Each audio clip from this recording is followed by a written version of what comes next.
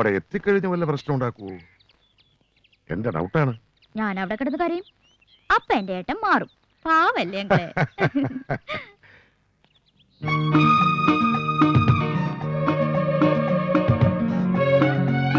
ആഹാ, എന്തൊരു സ്റ്റൈല്. എന്നും ഇങ്ങനെ നടന്നൂടെ എന്റെ ഏട്ടന്? നീ എന്നെ കൊണ്ട് കോലം കെട്ടിക്കാണ്. മഹാവൃത്തിയാണ്. അലിയപ്പോ വണ്ടി എടുക്ക. നമ്മളെങ്ങോട്ടാ പോകുന്ന? പപ്പ എല്ലാം പറഞ്ഞു. അയ്യോ, നോ ഐഡിയ. ചോദിച്ചിട്ട് പറയുന്നില്ല. അല്ലാതെ എങ്ങോട്ടാ സർ? പപ്പ ആലിയപ്പ ചോദിക്കുന്നില്ലേ നമ്മൾ എങ്ങോട്ടാ പോകുന്നത്? ബുദ്ധി. അലിയപ്പോന് ലെഫ്റ്റും റൈറ്റും അറിയാലോ. ഇടത്തും വലത്തും അല്ലേ? ആ, എന്നാ കയറിക്കോളൂ, ബാക്കി ഞാൻ പറഞ്ഞോളാം. നിനക്ക് പോകേണ്ട വഴിയിലെ ഡീറ്റെയിൽഡ് റൂട്ട് മാപ്പ് ഇല്ലാതെ വണ്ടി എടുക്കില്ലേ? ഇത് ചില ഓട്ടോറിക്ഷക്കാരെ സവാരിക്ക് വിളിച്ച പോലെ. നീ ആരാ? ഹിമാലയൻ കാർ റാലിക്ക് പോകുന്ന റേസിംഗ് ചാമ്പ്യനോ? ഫിനിഷിംഗ് പോയിന്റ് റൂട്ടും ചോദിക്കാൻ? കാർ എടുക്കടാ, കാർ എടുക്കടാ, കാറ്. വരും മോളെ, വരും. കാണാതായപ്പോ സ്വാമിയെ ഞാൻ അങ്ങോട്ട് വിളിക്കാനിരിക്കായിരുന്നു. സ്വാമി എന്താ അകത്തേക്ക് ചെല്ലി റൂട്ട് മാപ്പും ഫിനിഷിംഗ് പോയിന്റും ഒക്കെ പിടികിട്ടു. വരുന്നില്ലേ? വരുന്നു. പ്ലീസ് വരൂ വരൂ, ഇരിക്കൂ. സ്വാമി പറഞ്ഞതിലും കുറച്ച് ലേറ്റ് ആയി. സ്വാമി രാഹുകാലമൊക്കെ നോക്കുന്നുണ്ടാവും. ഇന്ന് ഉച്ച കഴിഞ്ഞല്ലേ രാഹുകാലം? ഞാൻ യമകണ്ഠ കാലമാണ് നോക്കുക. അങ്ങനെയും ചിലരുണ്ട്. ഈ തമിഴ്നാട്ടിലെ ചില ജ്യോത്സ്യന്മാർ പറയണത് രാഹുകാലത്തിന് നോക്കേണ്ട കാര്യമില്ലെന്ന്. എവിടെ നമ്മുടെ കക്ഷി? ഡ്രസ്സിംഗ് ടേബിളിന്റെ മുന്നിൽ തപസിരിക്കുക. ചെന്ന് നോക്കട്ടെ. ഞങ്ങള് 4 പേരാ ക്ഷമിക്ക അമ്മാവന്മാരായിട്ട്. എന്താ? അല്ല, 2 പേരെങ്കിൽ സ്റ്റേറ്റ്സിലാ. ഈ 4 പേർക്കും പെൺകുട്ടികളേ ഇല്ല. അപ്പൊ പിന്നെ ഊഹിക്കാലോ, അവരുടെ വിവാഹം എന്ന് പറഞ്ഞാൽ ഞങ്ങൾക്ക് ദൃഷ്ടി തന്നെയാവും. പരമേശ്വരനെ കുറിച്ച് ആദ്യം കേട്ട പോലെ തന്നെ കാഴ്ചയിലും എനിക്കങ്ങ് ബോധിച്ചു. അപ്പൊ പിന്നെ അധികം നീട്ടിക്കൊണ്ട് പോകാതെ ഡേറ്റ് ഉറപ്പിക്കണം അല്ലേ സ്വാമി? അത്ര പെട്ടെന്ന് നടക്കുമെന്ന് തോന്നുന്നില്ല. അതെന്താ?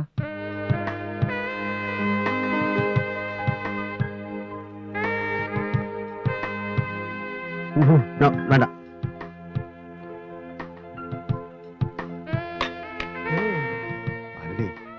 അവർക്ക് എന്തെങ്കിലും സംസാരിക്കേണ്ടിയിലായിക്കോട്ടെ അല്ലേ സ്വാമി? അതിനെന്താ അവല്ലോ. അതിവിടെ വെച്ച് വേണ്ട അല്ലേ ഏട്ടാ? അതെ, അത് ഇവിടെ വെച്ച് വേണ്ട. ഇവിടെ ആവുമ്പോ ഏട്ടൻ ഫ്രീ ആവില്ല. നമുക്ക് പോകാം പപ്പ. എന്നാ പിന്നെ ഒരു നല്ല അസ്ട്രോളജറെ കാണണം, ഡേറ്റ് നോക്കണം. ഒരു 3 months ടൈം അത്രയും പോരെ സ്വാമി? എനിക്കാ എന്നെ വിളിക്കുന്നു പറഞ്ഞിരുന്നു. ഹലോ, എവിടെ? എന്താ? അയ്യോ അയ്യോ സ്വാമി, ഇത് ഞാനാ, ഡോക്ടർ കോശി. വയറുവേദന എങ്ങനെയുണ്ട്? വേദന കൊണ്ട് പൊളയുകയാണെന്നോ? കൺസ്ട്രക്ഷൻ സൈറ്റിൽ നമ്മുടെ ആക്സിഡന്റ്.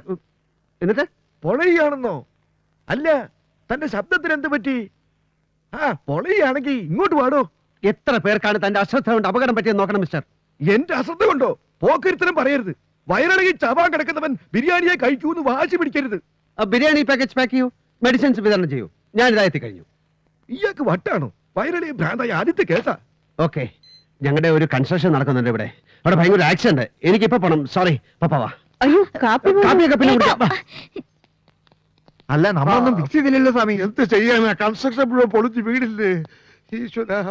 അതെ, കാർ എടുക്കണ കാറ്. ഓക്കെ, വന്നോളൂ. നീ കേറ. താനിങ്ങോട്ട് വന്നു. താൻ ഇവിടെ നിൽക്കേ. എന്നിട്ട് ആ പെണ്ണോട് പറയാൻ എനിക്ക് അവളെ ഇഷ്ടമായിട്ടില്ലെന്ന്. മനുഷ്യനെ ചതിച്ച് കല്യാണം കഴിപ്പിക്കാൻ നോക്കുന്ന ചുപ്രം പട്ടരെ. ഞാൻ എങ്ങനെ പറയും? മലയാളത്തിൽ തന്റെ തിരുവാതിർന്ന് പറയണോ? വണ്ടി എടുക്കാം. ചോദിക്കട്ടെ, സത്യത്തിൽ ഏതെങ്കിലും കൺസ്ട്രക്ഷൻ സൈറ്റിൽ അപകടം ഉണ്ടായോ? ഉണ്ടായി. ഇല്ല, പക്ഷേ പിന്നെ എന്താ പുള്ളി അവസാനം പറഞ്ഞിട്ട് പോയേ? അത് കുട്ടിയെ ഇഷ്ടമായില്ല എന്ന് പറയാൻ പറഞ്ഞു. ഓഹോ, ഇഷ്ടമായില്ല അല്ലേ? സ്വാമി വാ. അയ്യോ, സ്വാമി വരാൻ.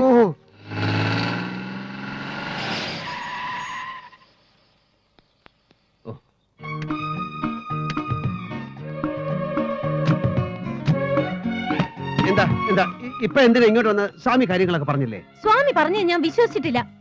പപ്പയുടെ ഏട്ടൻ എന്നെ ഇഷ്ടമായില്ലെന്ന് പറഞ്ഞു. പതുക്കെ പറ, പപ്പ അകത്തുണ്ട്. അവളെ കൂടി കാണാനാ ഞാൻ വന്നത്. അവള് പറഞ്ഞിട്ടാ ഞാൻ ഇന്ന് ഒരുങ്ങി നിന്നത്. അവള് പറഞ്ഞതിനപ്പുറം അവളുടെ ഏട്ടൻ ഒന്നും ചെയ്യില്ല എന്ന് പറഞ്ഞിട്ട് ഇപ്പൊ എന്നെ ഇഷ്ടമല്ലാന്നല്ലേ? ഇഷ്ടമല്ല എന്ന് പറഞ്ഞത് കല്യാണം കഴിക്കാൻ ഇഷ്ടമല്ല എന്നാണ് പറഞ്ഞത്. എന്താ എന്താ അതിന്റെ കാരണം? എന്നെ ഇഷ്ടപ്പെടാതിരിക്കാനുള്ള കാരണം എനിക്കതാ അറിയേണ്ടത്. വലിയ ഐശ്വര്യ റോയ് ഒന്നും അല്ലെങ്കിലും തീരെ ബോറില്ലാത്തൊരു പെൺകുട്ടിയാ ഞാൻ. പിന്നെ സ്വാമിക്ക് അറിയോ? പിന്നെ നിങ്ങൾക്കൊരു പിണ്ണാക്കോ അറിയില്ല. നിങ്ങൾ വിടരുത്. സെവൻത് സ്റ്റാൻഡേർഡ് പഠിക്കുമ്പോഴാ എനിക്ക് ആദ്യത്തെ ലവ് ലെറ്റർ കിട്ടിയത്. പതുക്കെ ഈ പറഞ്ഞത് തന്നെ ഒന്ന് പതുക്കെ പറയൂ. സെവൻത് സ്റ്റാൻഡേർഡ് എന്ന് വെച്ചാൽ 12ാം വയസ്സിൽ. പിന്നെ ലൈഫിൽ മൊത്തം 432 ലവ് ലെറ്റേഴ്സ് കിട്ടി. ഞാനൊന്നിനും മറുപടി കൊടുത്തില്ല. എന്താ അവരുടെ അഡ്രസ് അറിയില്ലായിരുന്നു? ഓ, എനിക്ക് ദേഷ്യം വരുന്നുണ്ട് കേട്ടോ. എനിക്ക് മറ്റൊരാളെ മാരി ചെയ്യാൻ പറ്റില്ല. പപ്പടേട്ട് എന്നെ മുഴുവൻ കണ്ടല്ലോ. ഓഹോ, അങ്ങനെ ചില ഡെവലപ്മെന്റ്സ് ഉണ്ടായോ? ഞാൻ എന്ത് കണ്ടെന്ന്? ഞാനൊന്നും കണ്ടില്ല. പിന്നെ ഏലസിന്റെ എണ്ണം വരെ പറഞ്ഞില്ലേ? അല്ല, അത് കുട്ടി അങ്ങനെ കേറി വന്നത് കൊണ്ടല്ലേ. എനിക്കിനി മറ്റൊരു പുരുഷന്റെ മുഖത്ത് പോലും നോക്കാൻ കഴിയില്ല. ഞാൻ പപ്പ ഏത് നിമിഷവും പുറത്തു വരും. ക്ഷമ, ഞാൻ പറഞ്ഞേക്കെ. ഞാൻ ക്ഷമ അവിടെ വന്ന് കണ്ടോളാം. ക്ഷമ ഇപ്പൊ അക്ഷമ കാണിക്കരുത് പ്ലീസ്. ഞാൻ അവിടെ വന്ന് കണ്ടോളാം. ഞാൻ വാ പിന്നെ പ്ലീസ്. ഞാൻ ക്ഷമ അവിടെ വന്ന് കണ്ടോളാം. പ്ലീസ് ക്ഷമ ഇപ്പോ.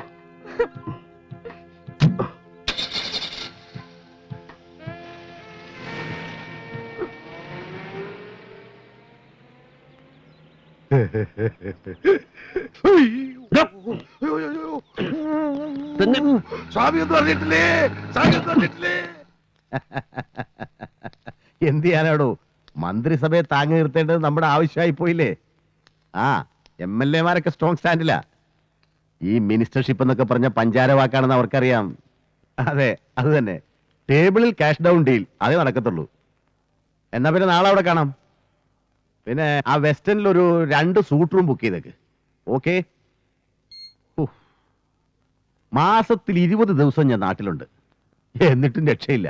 ഞാനിങ്ങ് വന്നിറങ്ങാൻ നോക്കിയിരിക്കുക. ഈ സൗത്ത് ഇന്ത്യൻ പൊളിറ്റിക്കൽ ഡ്രാമയുടെ ചില ബാക്ക് സ്റ്റേജ് ആക്ടിവിറ്റീസേ, അതിന്റെ ഓരോരോ ടെൻഷൻസ്. ആ അപ്പോ ഡേറ്റ് ഫിക്സ് ചെയ്തു. ഉവ്വ്, അധികം നീട്ടിക്കൊണ്ടു പോകണ്ടെന്നാ പരമേശ്വരന്റെ അഭിപ്രായം. നിങ്ങളുടെ നേറ്റീവ് പ്ലേസ് എവിടെയാ? പാലക്കാട് ഡിസ്ട്രിക്റ്റിൽ ശിവപുരം എന്ന് പറയും. നിങ്ങൾ എന്താ ചെയ്യുന്നേ? ബിസിനസ് ആണെന്ന് പറഞ്ഞു. എന്താ എക്സാക്ട്ലി? പ്രധാനമായിട്ട് കൺസ്ട്രക്ഷൻ വർക്കാ. കോയമ്പത്തൂർ ബേസ്ഡ് ആണ് കൂടുതൽ.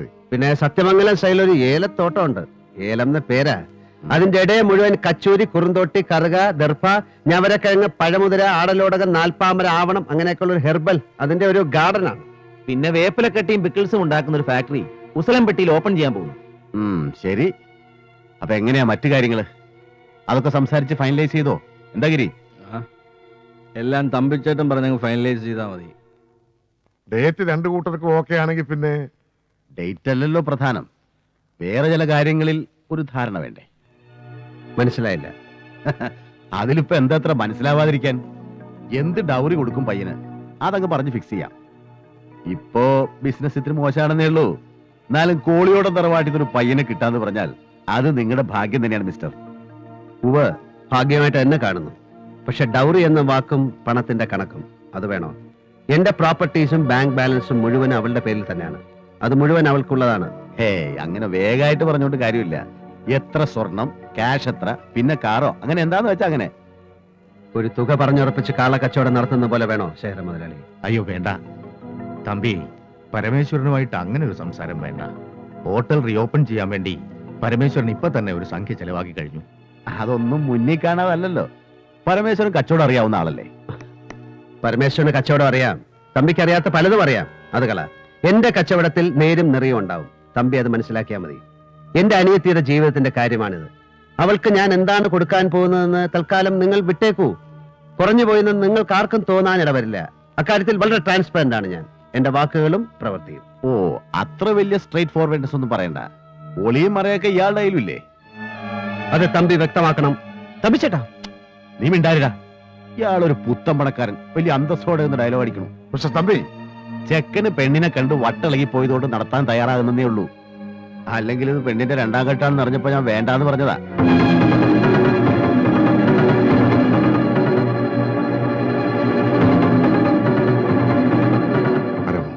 പ്ലീസ്. 2ാം ഘട്ടോ? അതേ അറിഞ്ഞില്ലല്ലോ. ആണോടാ? നീ എന്തറിയും, തലയ്ക്ക് വെളിവ് വേണ്ടേ? 2ാം ഘട്ടത്ത് പറയുമ്പോ തമ്പി ഒന്നോർക്കണം. വിവാഹം കഴിഞ്ഞു, ശരിയാ. ക്ഷേത്രത്തിൽ നിന്ന് വീട്ടിലേക്ക് പോകുന്ന വഴി കാർ ആക്സിഡന്റ് ഉണ്ടായി, പയ്യൻ മരിച്ചു. ആയിരിക്കാം, അല്ലായിരിക്കാം. നിങ്ങൾ പറയുന്നത് വിശ്വസിക്കല്ലാതെ വേറെ മാർഗമില്ലല്ലോ ഞങ്ങൾക്ക്. അത് വിട്ടുകള. പക്ഷേ ഇയാൾ ഈ നേരും നേറിയ അന്തസ്സിന്റെ വാചം അടിക്കരുത്. പപ്പയുടെ ഏട്ടൻ എന്നോടെല്ലാം തുറന്നു പറഞ്ഞതാണല്ലോ. നിന്നോട് പറഞ്ഞിട്ട് എന്താടാ കാര്യം? നീ ആ പെണ്ണിന്റെ മൊഞ്ച് കണ്ട് മയങ്ങി നിൽക്കല്ലേ? അവളുടെ ജാതകം ആരെക്കൊണ്ടെങ്കിലും പരിശോധിപ്പിച്ച് നോക്കിയാൽ അറിയാം അവൾക്ക് ഭർത്താവ് വാഴില്ല എന്ന് വല്ല യോഗം ഉണ്ടോന്നുള്ള കാര്യം. അതിനിപ്പോ ഒറിജിനൽ ജാതകം ആര് കാണിക്കാൻ പോണു? തമ്പി നിങ്ങൾ എന്തായി പറയണേ? നിങ്ങളൊന്ന് മിണ്ടായിരിക്കണം. ഒരു 100-ന്റെ നോട്ട് മടക്കി കയ്യിൽ വെച്ചു കൊടുത്താൽ നല്ല മഹായോഗമുള്ള പെർഫെക്റ്റ് സാധനം എഴുതി തരാൻ ആളില്ല ഈ നാട്ടില്.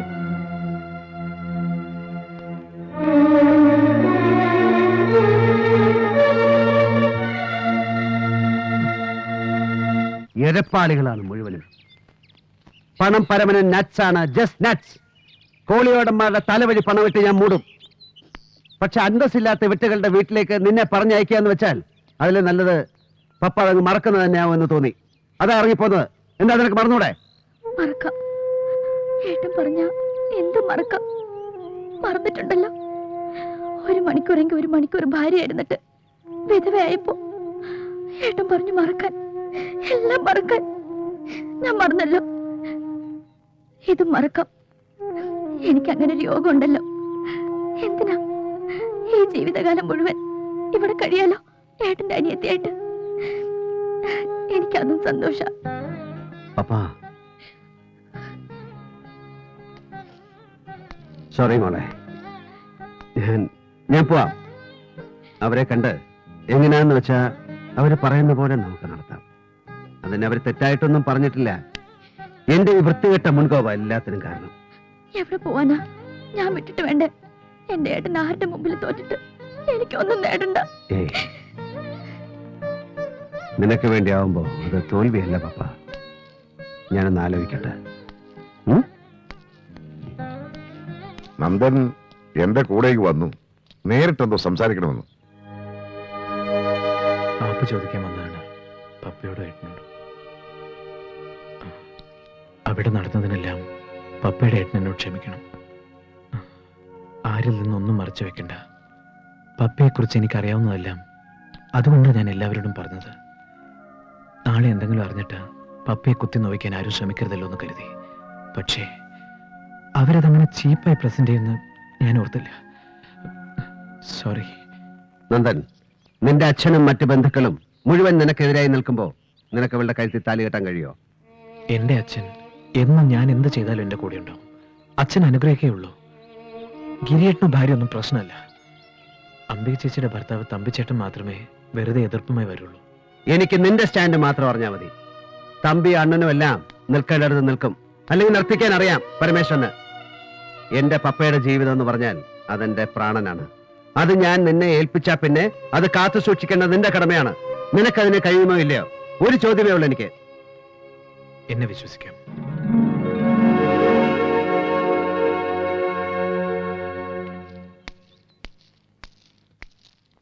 തമ്പി പോയിട്ടില്ല.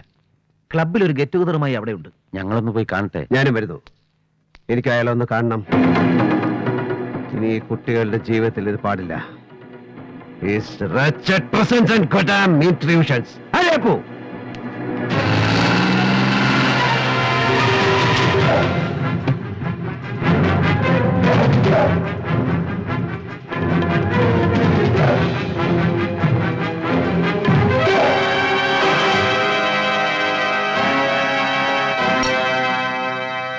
എന്താ പരമേശ്വരൻ മുതലാളി, ഒരുമാതിരി വെടികൊണ്ട പന്നിയെ പോലെ? പന്നിയെ മാത്രം വെടിവെച്ച് ശീലിച്ച നീ ഒരു വെടി പൊട്ടിച്ചു. നീ അറിഞ്ഞില്ല ഒരു സിംഹത്തിനാ അത് കൊണ്ടത്. കൊല്ലാൻ തക്കവണ്ണമുള്ള പവർ ഇല്ല അതിന്. ഒരുതരം വൃത്തികെട്ട ചൊറിച്ചിൽ, അതിന്റെ ഇറിറ്റേഷൻ മാറാൻ ഒരു നാടൻ ചികിത്സയുണ്ട്. ഇങ്ങനെ